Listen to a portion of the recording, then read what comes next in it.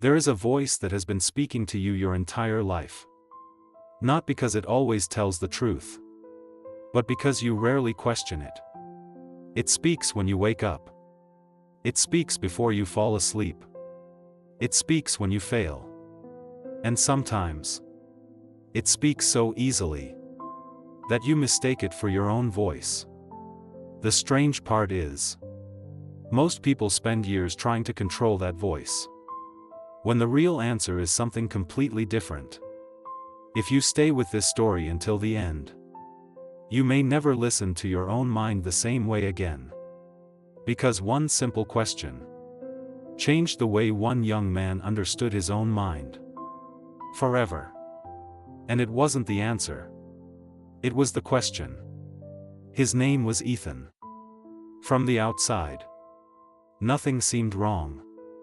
He had a steady job, good friends, a caring family. Yet every day felt like a battle nobody else could see. Whenever an opportunity appeared, his mind found a reason to avoid it. When his manager offered him a promotion, a voice whispered, "What if you fail?" He said he wasn't ready. Months later, someone else accepted the position. When a friend invited him to start a small business, another thought appeared. "You don't know enough." He walked away. A year later, the business became successful without him. It wasn't bad luck. It wasn't a lack of talent. It was one invisible habit. Ethan believed every thought that entered his mind. Fear sounded like wisdom. Doubt sounded like truth. Over time, he stopped trusting himself. Instead, he trusted the voice inside his head. The strange thing was, that voice was never satisfied. When he stayed quiet, it told him he should speak. When he finally spoke, it told him he sounded foolish. When he rested, it called him lazy. When he worked harder, it said he still wasn't enough. No matter what he did, the voice always found another reason to keep him stuck. One evening, unable to quiet his thoughts, Ethan left his apartment and began walking without knowing where he was going. The city slowly disappeared behind him. The noise became softer, until he reached a quiet river at the edge of town. An old man sat alone on a wooden bench. He wasn't reading. He wasn't fishing. He simply watched the river. Ethan sat a few feet away. Neither of them spoke. For several minutes, only the sound of moving water filled the silence. Then a dry leaf drifted past. The old man watched it without saying a word. Another leaf followed.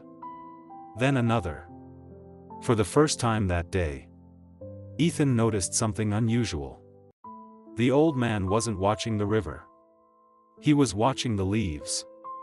Curious, Ethan finally asked, "What are you looking at?" The old man smiled.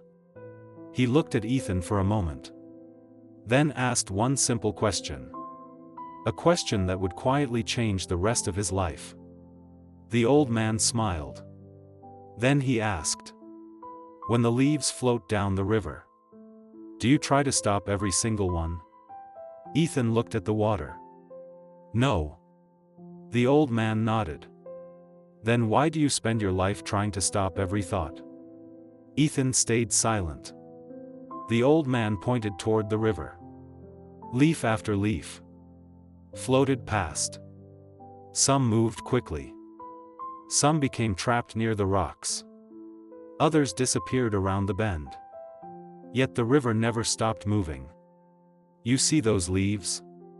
the old man asked. "They arrive. They stay for a moment. And then they leave.